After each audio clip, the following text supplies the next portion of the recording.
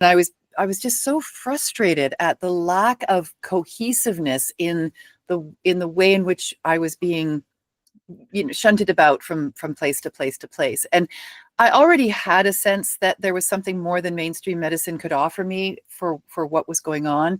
And I also recognized that the pain that I was in, the chronic pain that I was in, it had to be coming from somewhere.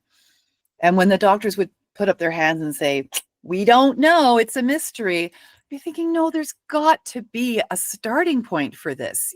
These sorts of things don't just suddenly show up. Something has triggered it. And what could that be?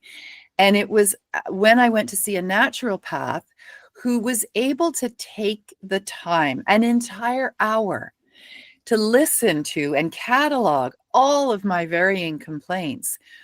And she looked at all of it and she said to me, have you ever heard of something called fibromyalgia? And at that time I hadn't. And I said, no. And she said, I'd like you to go home and do some research. And I love researching. So this was totally up my alley. She said, go home and do some research and then come back next week and you tell me what you think. So then I loved her approach because she included me in that process of diagnosing, or of at least suggesting that this could possibly be what was going on.